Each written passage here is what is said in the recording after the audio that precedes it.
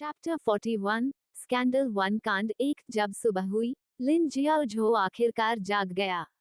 By यी ने पहले ही वीबो पर तथाकथित मौखिक उत्पीड़न का खुलासा कर दिया था।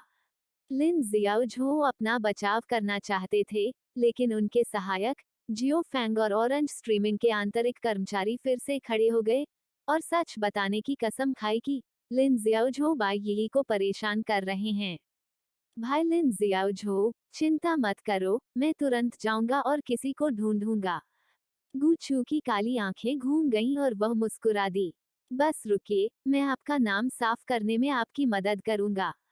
सहायक जियो फैंग, बाई यी, झाओ परिवार, ऑरेंज स्ट्रीमिंग, वे सभी निश्चित रूप से कीमत चुकाएंगे। लिन जियाओ पहले ही दर्द से बेहोश हो चुके थे। इस समय वार्षिक लाइव प्रसारण सम्मेलन समाप्त होने वाला था। लिन जियाओ गायब हो गया था, फिर भी किसी को परवाह नहीं थी। उन सभी ने सोचा कि वह जल्दी चला गया है। गू चू कमरे से बाहर भाग गया। एक स्पष्ट लक्ष्य के साथ वह इमारत के सबसे गहरे हिस्से में चेंग परिवार के विश्राम कक्ष की ओर भागी। आने से पहले वो मंच के पीछे के कमरों के लेआउट की गुप्त रूप से जांच कर चुकी थी। इमारत के सबसे गहरे हिस्से में आलीशान विश्राम कक्ष मेजबान चेंग परिवार के युवा गुरु चेंग क्यूई का था। उन्हें वार्षिक बैठक से निपटना था, इसलिए वे नहीं गए। गू चू जल्दी से कमरे में चला गया। उसे इसकी परवाह नहीं थी कि कमरे में कितने लोग हैं। उसने पलकें झपकाईं और तुरंत उसकी आंखों में आंसू आ गए। है, क्या कोई डॉक्टर है? बूहू, मेरा भाई मरने वाला है। कृपया कोई डॉक्टर ढूंढो। गू चू ने उनके अभिनय कौशल की प्रशंसा की। आलीशान लाउंज में थोड़ी देर के लिए सन्नाटा छा गया। लाउंज खून की हल्की गंध से भरा हुआ था और रोशनी धीमी थी। युवा मास्टर चेंग ने तेजी से कोने में कुछ लात मारी। उसके बगल वाले सहायक ने जल्दी से एक कंबल लिया और उसे ढक दिया। भाई चेंग, भाई जियाओ मर रहा है। बूहू, उसे बचाओ। गू चू सिसकने लगी और उसके गालों से आंसू गिरने लगे। उसे कमरे में खून की गंध आई, लेकिन उसने कुछ नहीं कहा। 5 साल की छोटी बच्ची को कुछ भी पता नहीं था। वह बस मदद मांग रही थी। बेशक चेंग क्यूई ने गू चू को पहचान लिया। वह गू मानक्सी की बेटी थी। पिछली बार जब वे मिले थे तो यह बच्चा रो रहा था। इस बार वह अंदर घुसी और फिर से रोने लगी। क्या ये बच्चा आंसुओं से बना था? गू मानक्सी की खातिर चेंग क्यूई ने एक काला तौलिया लिया और धैर्यपूर्वक अपनी उंगलियां पोंछीं। क्या हुआ? भाई जियाओ बेहोश हो गए। उनके पेट में दर्द है। गू चू की आंखें लाल थीं और वह सिसक रही थी। मुझे मदद के लिए कोई नहीं मिल रहा। बूहू, चेंग क्यूई नीचे झुका और उसके पतले होंठ थोड़े मुड़े हुए थे।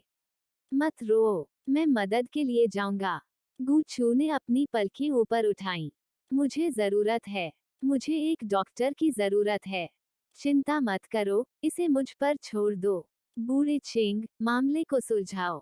चेंग क्यूई मुस्कुराया। गू चू को लगा कि इस आदमी की मुस्कान बेहद नकली थी। चेंग क्यूई ने गू चू के छोटे पंजे पकड़ लिए और जल्दी से लाउंज से बाहर चली गई। सहायक चुपचाप पीछे खड़ा रहा। चेंग क्यूई के जाने के बाद सहायक ने कंबल उठाया और जमीन पर बेहोश पड़े युवक को देखा।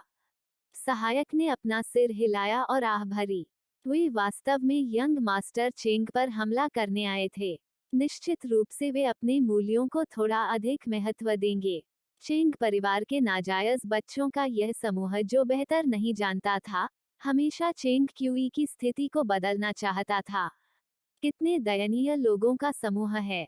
इस बार चेंग परिवार का एक और नाजायज बच्चा आईसीयू में भर्ती होगा। गू चू चिंतित था। उसने चेंग क्यूई का हाथ पकड़ा और लिन जियाओ के लाउंज की ओर भागी। लिन जियाओ पहले ही दर्द से बेहोश हो चुके थे।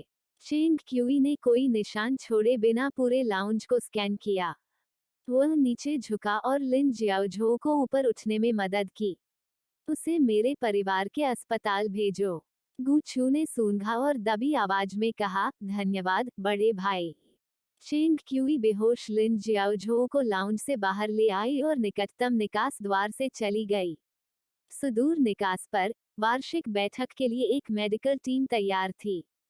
चेंग क्यूई ने लिन जियाओझो को एम्बुलेंस में मदद की। चैप्टर 42 स्कैंडल 2 कांड 2 अस्पताल पहुंचते ही डॉक्टर ने लिन जियाओझो का इलाज किया। जब गूचू ने नस का हाथ अपने पास रखा तो उसकी आंखें घूम गईं। उसने हल्के चिंतित स्वर में प्यार से पूछा, बड़ी बहन, भाई जियाओझो कब जागेंगे? चेंग क्यूई उसके बगल में था। नस गूचू के प्रति बहुत विनम्र थी। उसने धीरे से कहा, हमें संदेह है कि यह गैस्ट्रिक अल्सर है। मरीज दर्द से बेहोश हो गया। डॉक्टर ने उसे पहले ही दर्द निवारक दवा दे दी है। मुझे डर है कि वह कल तक नहीं उठेगा। गूचू ने भौहें चढ़ा ली। उसका चेहरा चिंता से भरा हुआ था। उसकी खूबसूरत बड़ी आंखें एम्बुलेंस के चारों ओर देख रही थीं। गूचू ने छत पर लगे काले निगरानी कैमरे की ओर इशारा किया और अचानक पूछा, बड़ी बहन, क्या वह चालू है? तार्किक रूप से कहें तो कैपिटल अस्पताल की एम्बुलेंसों में निगरानी कैमरे लगे होते थे, जो हर समय उनकी गतिविधियों को रिकॉर्ड करते थे। हालांकि यह एम्बुलेंस निजी तौर पर चेंग परिवार के स्वामित्व में थी। शायद चेंग परिवार ने गोपनीयता की खातिर निगरानी कैमरे चालू नहीं किए। गूचू को निगरानी कैमरों की आवश्यकता थी, अन्यथा उसकी योजना काम नहीं करती। नस ने निगरानी कैमरों की ओर देखा और मुस्कुराते हुए अपना सिर हिलाया। यह चालू नहीं है। चेंग परिवार की सभी एम्बुलेंस का उपयोग विशेष रोगियों को ले जाने के लिए किया जाता था। यंग मास्टर चेंग क्यूई की अनुमति के बिना कैमरे शायद ही कभी चालू किए जाते हैं। युवा मास्टर चेंग क्यूई को अपने मरीजों के ठिकाने का खुलासा करना पसंद नहीं था। क्या आप इसे चालू कर सकते हैं? अन्यथा भाई जियाओझो की कंपनी सोचेगी कि वह गुप्त रूप से भाग गया है और भाई जियाओझो को गलत समझेगी। वे उसका वेतन भी काट लेंगे। गूचू ने अपना छोटा हाथ भींच लिया। उसने सोचा कि अगर नज ने इसे चालू करने से इनकार कर दिया, तो वह तुरंत कार से बाहर निकलने का बहाना ढूंढ लेगी। वह निकटतम इंटरनेट कैफे में जाती थी और निगरानी कैमरों को हैक करने के लिए एक कंप्यूटर ढूंढती थी। नज झिझकी और चेंग क्यूई की ओर देखा। युवा मास्टर चेंग क्यूई ने थोड़ा सिर हिलाया। नज ने तुरंत वैसा ही किया जैसा उससे कहा गया था। गूचू ने राहत की एक छोटी सी सांस ली और लिन जियाओझो की स्थिति की जांच करने के लिए बिस्तर के पास झुक गया। चेंग क्यूई एम्बुलेंस के कोने में छुप गया और उसकी नजर काफी देर तक इस 5 साल के बच्चे पर पड़ी। उसका गोरा और कोमल छोटा सा चेहरा उत्तम और सुंदर था। उसकी 2 आंखें जो रोने से लाल हो गई थीं और उसके मांसल छोटे हाथ उसे 5 साल के बच्चे की तरह देखते थे, चाहे वह किसी भी नजर से देखे। चेंग क्यूई ने अपनी काली काली आंखें सिकोड़ ली। उसके मन में धीरे धीरे एक अजीब विचार घर कर गया। क्या यह हो सकता है? उसका। चेंग क्यूई लगभग जोर से हंस पड़ी। वार्षिक बैठक के मंच के पीछे यह देखकर कि आसपास कोई नहीं था, बाई यी ने खुद को एक भद्दा वार्तालाप भेजने के लिए जल्दी से लिन जियाओझो के फोन का इस्तेमाल किया। आप क्या कर रहे हैं? लिन जियाओझो के सहायक जियो फैंग अंदर आए। बाई यी ने फोन थमाया और कहा, मेरा काम हो गया। आपकी ओर से व्यवस्थाएं कैसी हैं? क्या किड ने ध्यान दिया है? जियो फैंग ने कंधे उचकाए और उदासीनता से कहा, बच्चा हमेशा लापरवाह रहा है। भले ही उसे फोन न मिले, वह इसे दिल पर नहीं लेगा। जहां तक बात है, कल एक अच्छा शो दिखाओ। झाओ परिवार के पास ऑरेंज स्ट्रीमिंग में अधिकांश शेयर थे जहां लिन जियाओझो थे। इस बार झाओ परिवार को लिन जियाओझो के साथ खिलवाड़ करने से कोई नहीं रोक सका। चिंता मत करो, मैं तुम्हारी व्यवस्था सुनूंगा। बाई यी आत्मविश्वास से मुस्कुराई। वह जानती थी कि जल्द ही एक ऐसी आपदा आने वाली है जो पूरे इंटरनेट को प्रभावित करेगी। फिर वह धीरे धीरे शीर्ष महिला स्ट्रीमर्स की श्रेणी में कदम रखेगी। वो हर साल अनगिनत पैसे कमाती थी और वह अमीर वर्ग के संपर्क में भी आ सकती थी। उनके लिए एक अमीर परिवार में शादी करना असंभव नहीं था। उसे जो कीमत चुकानी पड़ी वह सिर्फ एक निर्दोष लिन जियाओझो की थी। पूर्ण लाभ के सामने एक तुच्छ व्यक्ति का त्याग करना कुछ भी नहीं था। इस दायरे में जहां लाभ आपस में जुड़े हुए थे, शुद्ध दयालुता बेकार थी। केवल ऊपर चढ़ने के लिए कड़ी मेहनत करके ही वह हासिल कर सकी जो वह चाहती थी। अगले दिन इंटरनेट पर एक घोटाला सामने आया। विषय की लोकप्रियता आसमान छू गई और लगभग तुरंत ही वीबो के ट्रेंडिंग विषयों में शीर्ष पर पहुंच गई। एक चमकदार लाल वायरल लेबल। चैप्टर 43 स्कैंडल 3 कांड 3 शुरुआत में बाय यी, एक इंटरनेट सेलिब्रिटी स्ट्रीमर जो लाइव प्रसारण सकल में थोड़ी प्रसिद्ध थी, ने देर रात एक विचारोत्तेजक वीबो पोस्ट किया। बाय यी बेबी, मैं वास्तव में इसे अब और बर्दाश्त नहीं कर सकती। बाय यी ने लाइव प्रसारण गायन पर ध्यान केंद्रित किया और एक लोकप्रिय इंटरनेट सेलिब्रिटी की राह पर चल पड़ी। 2 साल के लाइव प्रसारण के बाद भी उनकी लोकप्रियता काफी अच्छी थी। वफादार पुरुष प्रशंसकों का एक समूह था जो लगातार अपनी देवी की गतिविधियों पर नजर रखता था। बाय यी ने आधी रात में ऐसा अजीब कमेंट पोस्ट किया जिसे उनके फैंस ने तुरंत नोटिस कर लिया। लोगों के एक समूह ने उत्सुकता से वीबो के तहत इसके बारे में पूछा और वीबो पर टिप्पणियां जल्दी ही कई हजार तक पहुंच गईं। पूरी रात मामला गरमाया रहा। अगली सुबह बाय यी ने वीबो पर फिर से पोस्ट किया और कहा कि लोकप्रिय ई स्पोर्ट्स स्ट्रीमर किड ने उसका यौन उत्पीड़न किया है। उन्होंने वीचैट पर एक स्क्रीनशॉट भी पोस्ट किया। बाय यी बेबी, आपकी चिंता के लिए धन्यवाद प्रशंसकों। मैं ठीक हूँ। मैंने बहादुरी से खड़े होने और एक मैल एथिमोस्थेनसम किड को बेनकाब करने का फैसला किया है। जब से मैंने कंपनी में प्रवेश किया है, वो मुझे मौखिक रूप से परेशान कर रहा है। कल रात स्ट्रीमर की वार्षिक बैठक में उसने मुझे कई बार परेशान किया और मुझे एक होटल में कमरा लेने के लिए आमंत्रित किया। मैं इसे अब और नहीं ले सकता। भले ही मैं अब स्ट्रीमर नहीं बन सकता, लेकिन मैं ऐसा करूंगा उसके कुरूप पक्ष को उजागर करें। फोटो वीचैट पर 9 स्क्रीनशॉट जेपीजी। जैसे ही यह वीबो पोस्ट किया गया, इसने तुरंत हजारों तरंगे पैदा कर दी। किड लिन जियाओझो निश्चित रूप से चीन में एक शीर्ष स्तरीय गेम स्ट्रीमर था। 18 साल की उम्र में जीनियस गेमर ने अपने स्ट्रीमिंग करियर की शुरुआत की। उनकी शक्ल तो प्यारी और खूबसूरत थी, लेकिन उनकी आवाज कर्कश थी। जब वो गेम खेलते थे तो उनके मुंह से बड़बड़ाना बंद नहीं होता था और उन्होंने तुरंत बड़ी संख्या में महिला प्रशंसकों को आकर्षित कर लिया। इसके अलावा वह गेमिंग में भी बहुत अच्छे थे। यहाँ तक पेशेवर खिलाड़ी भी कभी कभी उसे हरा नहीं पाते। अपने अच्छे लुक और शानदार गेमिंग कौशल के साथ लिन जियाओझो जल्दी ही बेहद लोकप्रिय हो गए।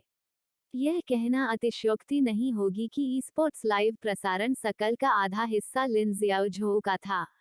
इसलिए जब लिन जियाओझो का यौन उत्पीड़न घोटाला उजागर हुआ तो वीबो तुरंत अराजकता में पड़ गया। मेरी आंखें अंधी हैं। बच्चा बहुत प्यारा दिखता है, उसका मुंह इतना गंदा क्यों है? मैं अंधा हो रहा हूँ। बच्चा वास्तव में बहुत गंदा है। कचरा बच्चा, ई स्पोर्ट्स सकल से बाहर निकलो। बाय यी का चेहरा प्लास्टिक सर्जरी की उत्कृष्ट कृति है। बच्चा उसे क्यों पसंद करेगा? मेरे ऊपर की टिप्पणी। मैं चाहता हूँ कि आपका भावी पति बच्चे जैसा गुंडा हो। ##%। सिस्टम स्वचालित रूप से अभद्र भाषा को ब्लॉक कर देता है। मैं 2 साल से जियाओझो का प्रशंसक रहा हूँ। मैं उस पर विश्वास करता हूँ। एथिमोस्थेनसम किड, जल्दी से आएं और स्पष्टीकरण दें। मैं हंस रहा हूँ, बस कुछ स्क्रीनशॉट और यह ठोस है। क्या तस्वीरें फोटोशॉप नहीं की जा सकती? मेरे ऊपर की टिप्पणी। बस प्रतीक्षा करें और आप फिर से गलत साबित हो सकते हैं। मुझे मिलने वाले हर लाइक के साथ बच्चा एक और गंदगी खाएगा। कचरा बच्चा, ई स्पोर्ट्स सकल से बाहर निकलो। एथिमोस्थेनसम किड, जनता की राय जल्द ही बड़ी संख्या में इंटरनेट ट्रोल और विरोधी प्रशंसकों पर हावी हो गई। वेइबो पर सभी प्रमुख प्रचार खाते सक्रिय हो गए और प्रचार किया। सभी टिप्पणियां बच्चे को दंडित करने के लिए कार्रवाई की मांग कर रही थीं। जो दर्शक सच्चाई नहीं जानते थे, उन्होंने उस पर क्लिक किया और लगभग यही सोचा कि किड ने कोई जघन्य अपराध किया है। एक बार जब कोई प्रशंसक उनका बचाव करने की कोशिश करता, तो भीड़ तुरंत उन पर हमला कर देती। निजी संदेशों में उनका अपमान और आलोचना की जाएगी और उनकी नैतिकता पर सवाल उठाए जाएंगे। यहाँ तक एक महिला ब्लॉगर भी थी जो वीबो पर काफी मशहूर थी और उसने एक लंबा और सार्थक लेख पोस्ट किया था। उन्हें उम्मीद थी कि वास्तविक जीवन में उत्पीड़न की शिकार सभी महिलाएं कानूनी हथियार उठाएंगी और बुरी ताकतों के खिलाफ लड़ेंगी। लिन जियाओझो की प्रतिष्ठा लगभग तुरंत नष्ट हो गई। लिन जियाओझो के प्रशंसकों के पास बात करना बंद करने के अलावा कोई विकल्प नहीं था। वे लगातार लिन जियाओझो को पिंग कर रहे थे, उम्मीद कर रहे थे कि वो खड़े होंगे और सच्चाई स्पष्ट करेंगे। हालांकि ऐसा लगता है कि लिन दुनिया से गायब हो गया है, कोई प्रतिक्रिया नहीं हुई। चैप्टर 44, तुम्हें मेरी माँ पसंद है। एक नफरत करने वालों ने खुशी जताई और प्रशंसकों का मजाक उड़ाया जो अभी भी वापसी की कोशिश कर रहे हैं। बच्चा शायद अपने कमरे में छिपा हुआ था, बाहर आने से बहुत डर रहा था। यह हो सकता है कि उसने पहले ही देश से भागने का टिकट खरीद लिया हो। दोपहर में लिन जियाओझो के स्ट्रीमिंग सहायक जियो फैंग ने एक लंबी वीबो पोस्ट की, जिसमें कहा गया कि लिन जियाओझो का निजी जीवन बेहद अव्यवस्थित था और उन्होंने दुर्भावनापूर्ण रूप से एक अच्छा चरित्र गढ़ा था और कंपनी में अन्य लोगों के साथ उनके संबंध बेहद खराब थे। साथ ही जियो फैंग ने यह भी दावा किया कि लिन जियाओझो वास्तव में बाई यी के प्रति अनुचित विचार रखता था और कई बार उसके साथ छेड़खानी कर चुका था। मैं कुछ बुद्धिहीन प्रशंसकों को सलाह देता हूं कि वे मौत के कगार पर संघर्ष न करें। आपका प्रिय सपने देखने वाला आवाज उठाने की हिम्मत नहीं करता है। आप सच चाहते थे। खैर यह यहाँ है। बच्चे के सहायक जियो फैंग पहले ही वीबो पर सच्चाई पोस्ट कर चुके हैं। बच्चा एक ऐसा व्यक्ति है जो वैसा नहीं है जैसा वह दिखता है। उसका बचाव करने की कोशिश करना बंद करो। एट अरेंज स्ट्रीमिंग योजक चिन शाओफैंग पर जाएं। जियो फैंग बच्चे की सहायक है। वह जानती है कि वह कौन है। ऑरेंज स्ट्रीमिंग उसे रद्द करें। At arrange streaming at arrange streaming at arrange streaming at arrange streaming उस पर प्रतिबंध लगाओ। अगर आप बच्चे से नफरत करते हैं तो मुझे एक लाइक दें। चर्चा बढ़ती जा रही थी और ऑनलाइन झगड़े बढ़ते जा रहे थे। हालांकि लिन जियाओझो, जो बातचीत के केंद्र में थे, ने फिर भी कोई जवाब नहीं दिया।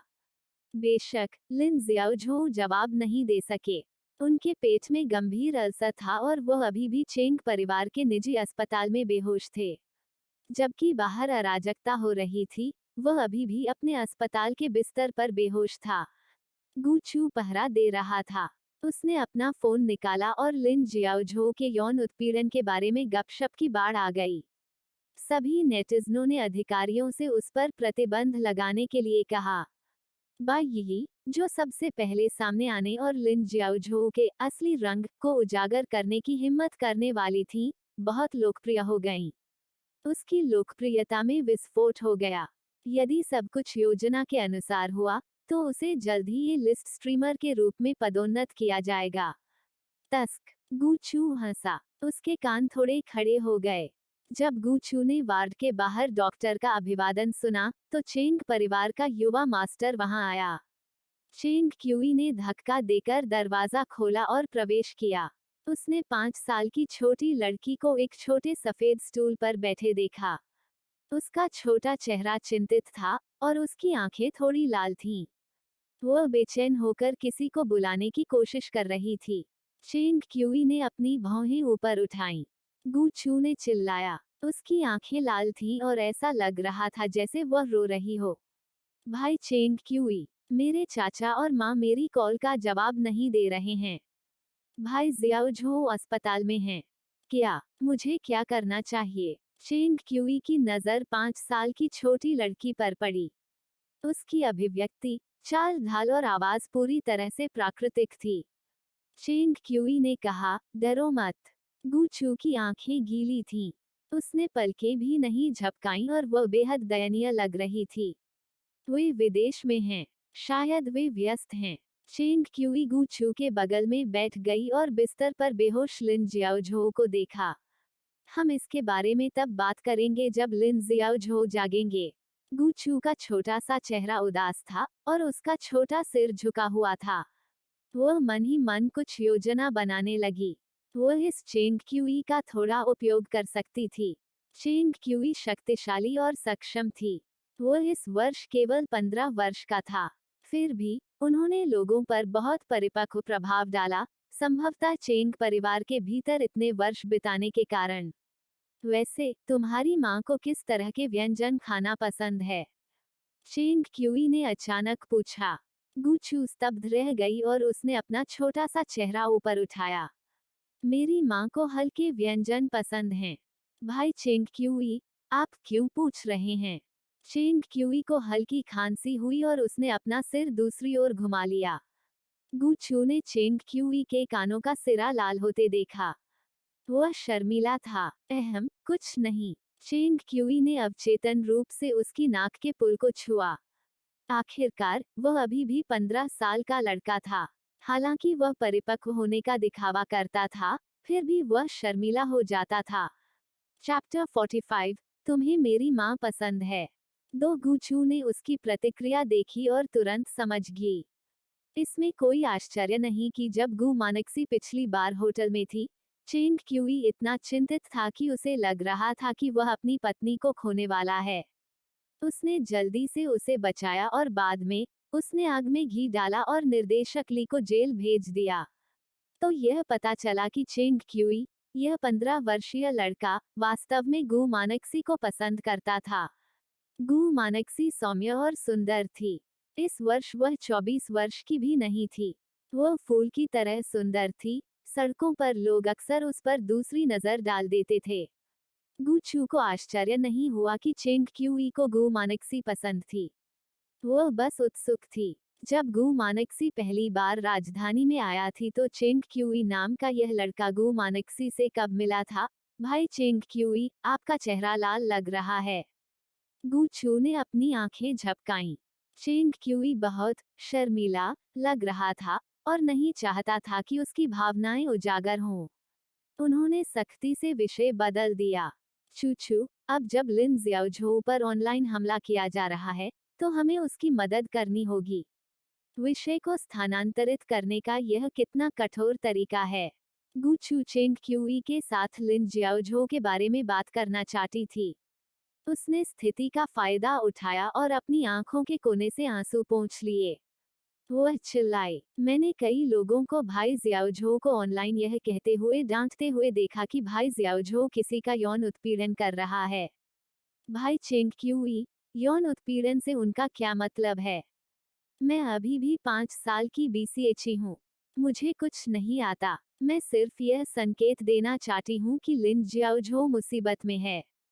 यदि आप मेरे सौतेले पिता बनना चाहते हैं तो इस समस्या को सुलझाने में मेरी सहायता करें।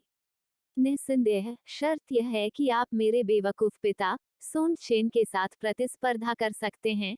शर्त यह है कि आप उस तरह नहीं मरेंगे जैसे आपने मूल कथानक में किया था। आप अभी भी युवा हैं। आप भविष्य में समझ जाएंगे।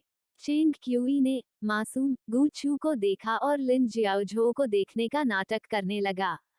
उसने अपने चेहरे पर मुस्कान छिपाई और कहा, चू चू, लिन जियाओझो का फोन कहाँ है? महिला स्ट्रीमर बाई यी द्वारा भेजे गए स्क्रीनशॉट में कोई फोटोशॉप मार्क नहीं था। सहायक जियो फैंग ने यह भी गवाही दी कि लिन जियाओझो ने वास्तव में परेशान करने वाले संदेश भेजने के लिए अपने फोन का इस्तेमाल किया था। अचानक इसने लिन जियाओझो के अपराध की पुष्टि कर दी। फोन। गुचू ने अपना सिर खुजलाया। भाई जियाओझो ने कल अपना फोन चुचू को सुरक्षित रखने के लिए दिया था। बाद में जब मैं बाथरूम गई तो मैंने उसका फोन आंटी बाई यी को दे दिया। यदि चेंग क्यूई पर्याप्त चतुर होता तो वह सच्चाई का पता लगाने में सक्षम होता। चेंग क्यूई वास्तव में मूर्ख नहीं था। गुचू ने उसे सोच समझकर नीचे देखते हुए देखा। वह लगभग 15-16 वर्ष का युवक था। उनके नैन नक्श इतने सुंदर थे कि वे लगभग चुलबुले लगते थे। रोशनी ने उसकी आंखों पर तिरछी छाया डाली। वह स्पष्ट और ठंडा था और उसका आचरण एक कुलीन व्यक्ति जैसा था। यह बहुत बुरा है, चेंग क्यूई ने कहा। गोपनीयता सुनिश्चित करने के लिए वार्षिक बैठक में कोई आंतरिक निगरानी कैमरे नहीं हैं। बाई यी को यह बात काफी समय से पता थी। यही वजह थी कि उसने घटनास्थल पर फोन चुराने की हिम्मत की। जैसे ही गुचू उसे फिर से संकेत देने वाला था, फोन अचानक बीप हो गया। गुचू ने खुश होने का नाटक किया। आह, अंकल बुला रहे होंगे। नमस्ते अंकल। गूचू का फोन बच्चों का फोन था। कम से कम जब उसने इसे संशोधित किया तो यह बच्चों के फोन जैसा लग रहा था। फोन का दूसरा सिरा 2 सेकंड के लिए शांत हो गया और एक छोटे लड़के की खोजपूर्ण आवाज आई। चूचू, मैं तुम्हारा चाचा नहीं हूँ। मैं तुम्हारा डेस्कमेट हूँ। चूचू, मेरी माँ ने फिर से मिल्क केक बनाया है। मैं उन्हें सोमवार को तुम्हारे पास लाऊंगा, ठीक है? जिसने फोन किया था वह गूचू का 5 वर्षीय गोल मटोल डेस्कमेट था। पिल्ला वास्तव में प्यार करता है। गूचू मीठा और प्यारा था। वह तो यह भी जानती थी कि 9 जोड़ 9 इक्वल्स 18। उस मोटे लड़के ने कभी इतनी स्मार्ट लड़की नहीं देखी थी, इसलिए उसका दिल प्रशंसा से भर गया। जब भी उसके पास करने के लिए कुछ नहीं होता, तो वह गूचू को बुलाता और उसे अपनी माँ का बनाया हुआ सारा स्वादिष्ट खाना खिलाता। नहीं, गूचू का छोटा सा चेहरा उदास था। छोटे लड़के को ऐसा लग रहा था जैसे वह थोड़ा उदास महसूस कर रहा हो। चूचू, क्या तुम मुझसे नफरत करते हो? चैप्टर 46, वार्डमेट। मुझे नहीं लगता। मैं अब फोन रख रही हूँ। गूचू ने फोन रख दिया। वह छोटा मोटा उसके काम में खलल डाल रहा था। गूचू ने ऊपर देखा और चेंग क्यूई की गहरी और गहरी आंखों को देखा, जैसे वह कोई शो देख रहा हो। चेंग क्यूई के मुंह के कोने मुड़ गए और उसने कहा, हमारे चूचू के पास एक प्रेमी है। गूचू ने चिल्लाई, चूचू अभी बहुत छोटी है। मम्मी कहती है कि पपी लव करना अच्छा नहीं है। चेंग क्यूई ने अपनी मुस्कान छुपा ली। मेरे पास पहले से ही लिन जियाओझो की मदद करने का एक तरीका है। जब वह उठेगा तो मैं उसके साथ इस पर चर्चा करूंगा। गूचू मासूमियत से मुस्कुराई। भाई चेंग क्यूई बहुत बढ़िया है। चेंग क्यूई ने गूचू पर नजर डाली और अब अपनी हंसी नहीं रोक सका। अगर गूचू वास्तव में वह व्यक्ति थी, तो वह वास्तव में एक बच्चा होने का नाटक करने और सुंदर अभिनय करने के बिंदु पर पहुंच गई थी। यह उसके अहंकारी और निरंकुश व्यक्तित्व से बहुत अलग था। PFTT tears of joy। वह मन ही मन हंसा। वह खड़ा हुआ और हल्के से खांसने लगा। मैं न केवल आपकी माँ के लिए, बल्कि चेंग कॉरपोरेशन के लिए भी लिन जियाओझो की मदद कर रहा हूँ। लिन जियाओझो एक लोकप्रिय स्ट्रीमर हैं, और मैं उन्हें साइन करने की योजना बना रहा हूँ। चेंग कॉरपोरेशन लाइव स्ट्रीमिंग उद्योग सहित कई प्रकार के उद्योगों में शामिल था। मुझे अभी भी कुछ करना है। नज रात का खाना बाद में भेजेगी, खाना याद रखना। चेंग क्यूई के कदम हवा की तरह थे जब वह तेजी से वार्ड से बाहर चला गया। गूचू ने अपनी ठुड्डी उसके हाथ पर रख दी। चेंग क्यूई ने उसे हमेशा यह एहसास क्यों दिलाया कि वह 15 साल के बच्चे जैसा नहीं दिखता। क्या ऐसा हो सकता है कि वह अपने परिवार से बहुत प्रभावित था? हालांकि गूचू को यह उपकार याद रहेगा। मूल उपन्यास में चेंग परिवार लगातार एक दूसरे के साथ संघर्ष में था। चेंग क्यूई के पिता का पूरी दुनिया में अफेयर चल रहा था और हर जगह उनके नाजायज बच्चे थे। चेंग क्यूई, वैध पुत्र, को नाजायज बच्चों द्वारा सभी प्रकार की योजनाओं द्वारा फंसाया गया था। अंत में उनकी दहकद मृत्यु हो गई। गूचू ने लिन जियाओझो के मामले के सुलझने तक इंतजार करने की योजना बनाई और फिर वह चेंग क्यूई को उसके नाजायज भाई बहनों से छुटकारा दिलाने में मदद करेगी। इसे पुनर्भुगतान के रूप में देखें। गूचू कुछ देर तक अपने कमरे में अपने सेल फोन से खेलती रही। खिड़की के बाहर काफी रात हो चुकी थी, और लिन जियाओझो अभी तक जगे नहीं थे। गूचू बहुत ऊब गया था। जैसे ही वह हवा लेने के लिए वार्ड से बाहर निकली, उसकी काली आंखें घूम गईं। हालांकि चेंग परिवार के निजी अस्पताल में कुछ मरीज थे, लेकिन वे सभी या तो अमीर थे या कुलीन थे। नर्सें और डॉक्टर व्यवस्थित और हल्की गति से चल रहे थे, और अस्पताल शांत था। गूचू ने घूमकर देखा और पाया कि अस्पताल के निगरानी कैमरों में लगभग कोई ब्लाइंड स्पॉट नहीं था। पूरा अस्पताल उच्च तीव्रता वाली निगरानी में था, और यह पिंजरे में रखे जाने से अलग नहीं था। यह चेंग परिवार वास्तव में समृद्ध और बहुत सुसज्जित था। गूचू वापस जाने ही वाली थी कि अचानक उसे डांटने की एक तेज आवाज सुनाई दी जो दीवार में घुस गई और हवा में फैल गई। चेंग क्यूई, बकवास। यदि आप में बकवास करने की क्षमता है, तो गंदी चालें न खेलें। देर सवेर मैं इस घटिया अस्पताल को छोड़ दूंगा। मेरे पिता मुझे हर जगह ढूंढ रहे हैं। क्या तुम नहीं जानते कि तुम एक बदमाश हो? मैं अपने पिता का पसंदीदा बेटा हूँ। मैं बस तुम्हें मारना चाहता था। क्या तुम्हें मेरे साथ ऐसा करना होगा? मैं तुम्हें शाप देता हूँ कि तुम्हें भविष्य में पत्नी नहीं मिलेगी। तुम बहुत भयानक मौत मरोगे। गू छू के कदम रुक गए। यंग मास्टर चेंग को कौन कोस रहा था। शाप की बात सुनकर सभी लोग उत्सुक हो गए। कुछ डॉक्टर आईसीयू वार्ड में पहुंचे। डॉक्टरों में से एक ने गू छू को देखा और धैर्यपूर्वक बैठ गया। छोटी लड़की, इधर उधर मत भागो। जल्दी वापस जाओ। मैं शौचालय की तलाश में हूँ, गू छू ने लापरवाही से कहा। उसका शिशु चेहरा उतना ही मासूम था जितना हो सकता था। कोई नहीं कह सकता था कि वह झूठ बोल रही थी। उसने उत्सुक होने का नाटक किया। डॉक्टर, मैंने अभी अभी किसी को भाई चेंग क्यूई को कोसते हुए सुना है। डॉक्टर की मुस्कान ठिठक गई। वह यंग मास्टर चेंग का दोस्त है। उसके दिमाग में कुछ गड़बड़ है। चैप्टर 47। वह जाग रहा है। गूचू ने अपना सिर झुका लिया। चूचू जानती है। अंकल, आपको जल्दी करना चाहिए और काम पर वापस जाना चाहिए। डॉक्टर ने कुछ सलाह दी और वार्ड में चले गए। गूचू ने आईसीयू वार्ड को लाल बत्ती से देखा। ऐसा लग रहा था कि अंदर मौजूद व्यक्ति ने अपना मुंह ढका हुआ था। वे फुसफुसाए और जल्द ही रुक गए। गूचू ने उसकी ठुड्डी को छुआ और ऐसा लगा जैसे वह गहरी सोच में हो। यह चेंग क्यूई काफी असाधारण लग रहा था। जब गूचू वार्ड में वापस आई तो लिन ज़ियाओझो अभी भी बेहोश था। वो काफी समय से स्ट्रीमिंग कर रहे थे और उन्हें व्यायाम करना पसंद नहीं था।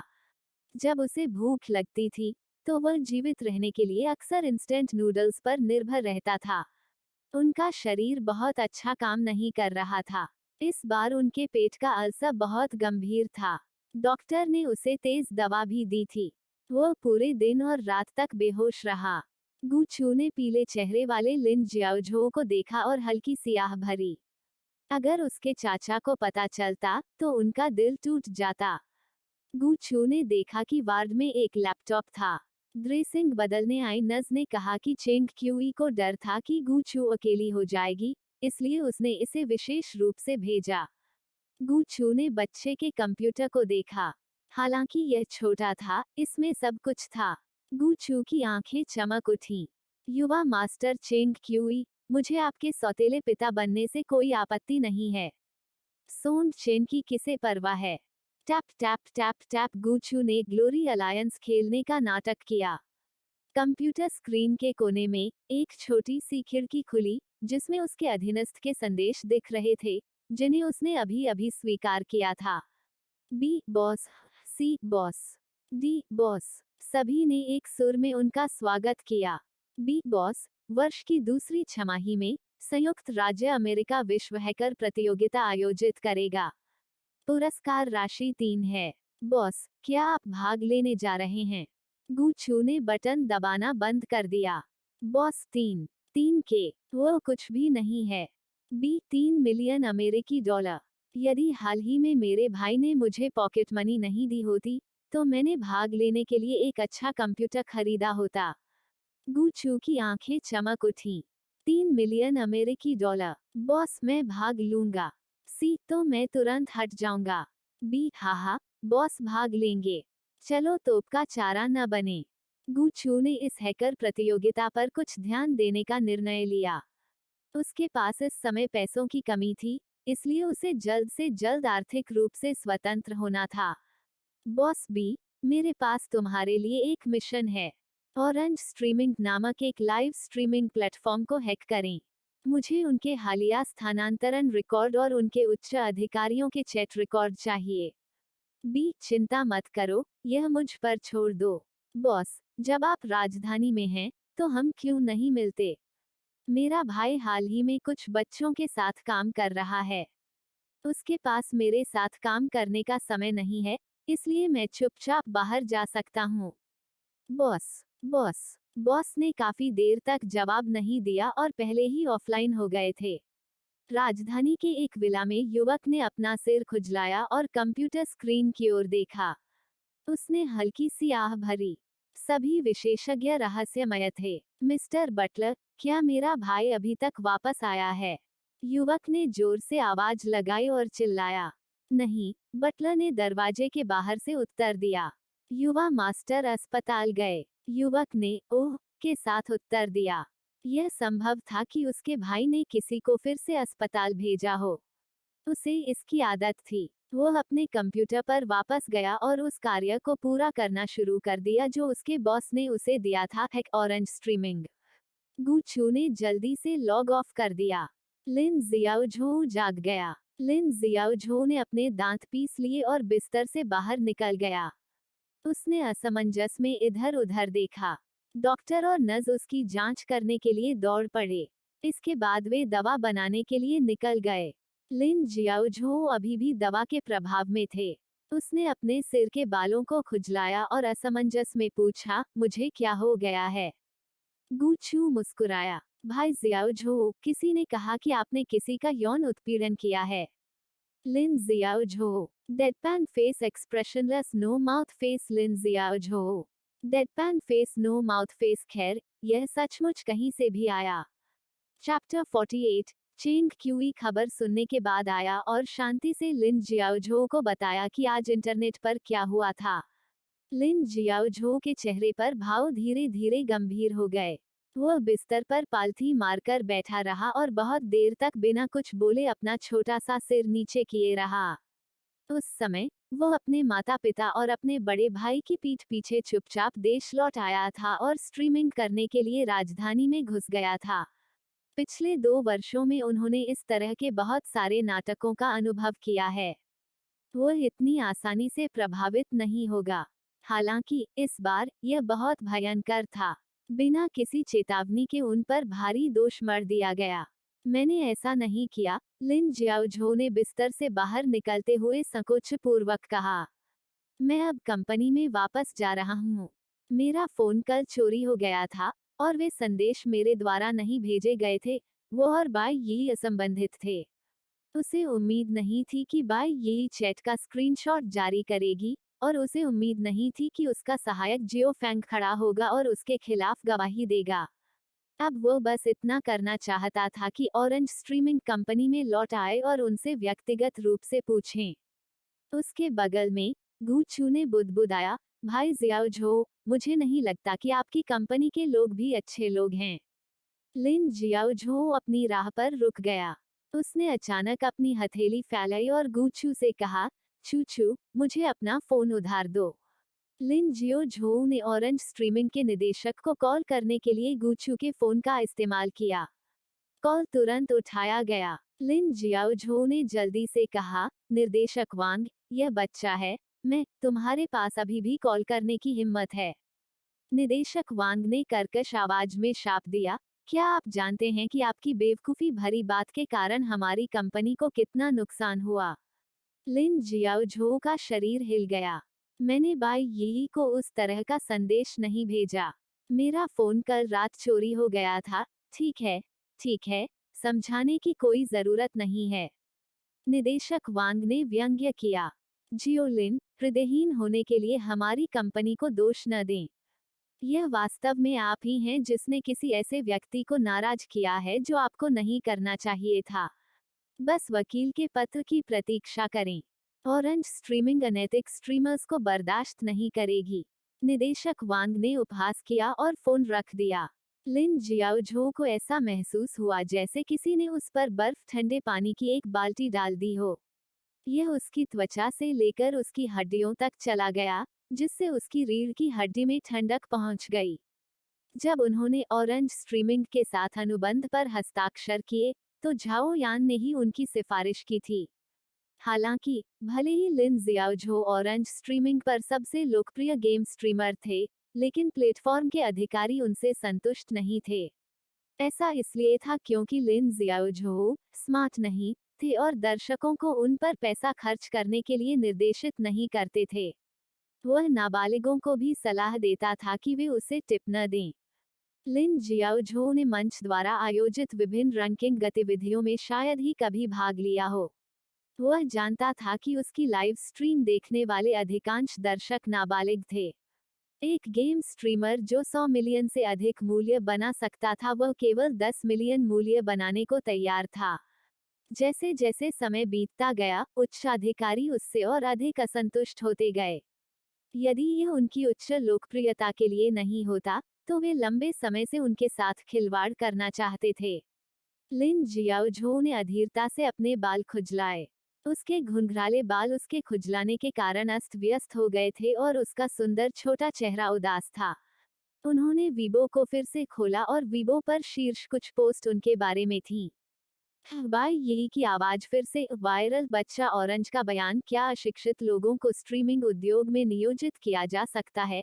ऑरेंज स्ट्रीमिंग ने बहुत तेजी से काम किया और जल्द ही एक समाप्ति बयान जारी किया, जिसमें दावा किया गया कि लिन जियाओझो ने एक स्ट्रीमर के पेशेवर मानकों का उल्लंघन किया था और ऑरेंज स्ट्रीमिंग ने एक तरफा उसका अनुबंध समाप्त कर दिया था। लिन जियाओझो के साथ काम करने वाले अन्य विज्ञापनों को भी बढ़ते सार्वजनिक दबाव के कारण लिन जियाओझो से संबंधित ई स्पोर्ट्स उत्पादों को हटाने के लिए मजबूर होना पड़ा। लिन जियाओझो को भारी दंड का सामना करना पड़ रहा था। एट थीमोस्थन सिमकिड, कृपया बाहर, मैं बच्चे के स्पष्टीकरण की प्रतीक्षा कर रहा हूँ। चैप्टर 49, संकट, कल्पना करना बंद करो, तुम बुद्धिहीन प्रशंसकों। बच्चा सिर्फ एक बेकार सपने देखने वाला, एक गंदा मैल है। अगर बच्चे जैसा मैल अपना नाम साफ कर सकता है, तो मैं जिंदा खा जाऊंगा। क्या बच्चा आज मर गया? क्या बच्चा आज मर गया? क्या बच्चा आज मर गया? लिन जियाओझो ने फोन वापस गूचू को सौंप दिया।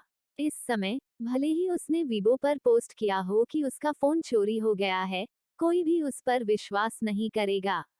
वह अपने माता पिता की पीठ पीछे चीन लौट आया था। पिछले 2 वर्षों से वह पूरे मनोयोग से गेम खेल रहे थे और लाइव प्रसारण कर रहे थे। दरअसल उसके पास बहुत सारे दोस्त नहीं थे। उनका समर्थन करने वाले प्रशंसकों ने चुप रहना और भाग जाना चुना है। जिन कुछ प्रशंसकों ने उनके लिए बोलने का साहस किया, उनकी ऑनलाइन भारी आलोचना की गई। उनका एकमात्र सच्चा भाई, झाओयान, अभी भी विदेश में था। लिन जियाओझो उसे परेशान नहीं करना चाहता था। एक ही पल में उसे ऐसा लगा मानो सारी दुनिया ने उसे त्याग दिया हो। असहाय और थोड़ा हताश, अपने दिल में उमड़ती भावनाओं को दबाते हुए, लिन जियाओझो ने अपना पेट रगड़ा और मुस्कुराने पर मजबूर कर दिया। मुझे थोड़ी भूख लगी है। मुझे पहले अस्पताल से बाहर निकलना चाहिए। चुच्चू, मैं तुम्हें पहले ओल्ड झाओ के घर वापस भेजूंगा। नहीं, आपको अस्पताल में भर्ती होने की जरूरत है। चेंग क्यूई ने ठंडे भाव से उसे रोका। लिन जियाओझो की दोनों भौहें कैटरपिलर की तरह बुनी हुई थीं। उसने अवचेतन रूप से अपना पेट पकड़ लिया और थोड़ा अविश्वास में था। मुझे पेट की एक सामान्य बीमारी है। क्या अस्पताल को कुछ गंभीर पता चला? वह थोड़ा डरा हुआ था। चेंग क्यूई ने अपना सिर हिलाया। आपके पास कुछ भी गंभीर नहीं है। मैं आपके साथ एक अनुबंध पर हस्ताक्षर करने की योजना बना रहा हूँ। लिन जियाओझो। डेडपैन फेस देश में सबसे बड़ा स्ट्रीमिंग प्लेटफॉर्म रेड हाथ स्ट्रीमिंग था, जो राजधानी में चेंग परिवार के व्यवसायों में से एक था। इस प्लेटफॉर्म पर कई लोकप्रिय स्ट्रीमर थे। पिछली वार्षिक स्ट्रीमर्स मीटिंग चेंग परिवार द्वारा आयोजित की गई थी। उन्होंने लोगों को लुभाने के इरादे से राष्ट्रीय स्तर पर जाने माने स्ट्रीमर्स की एक विस्तृत श्रृंखला को आमंत्रित किया। लिन जियाओझो ने पिछले दिनों रेड हार्ट्स के साथ एक लाइव स्ट्रीमर अनुबंध पर हस्ताक्षर करने पर विचार किया था, लेकिन झाओ की खातिर उन्होंने ऑरेंज स्ट्रीमिंग में शामिल होने का फैसला किया। युवा मास्टर चेंग, मजाक मत करो।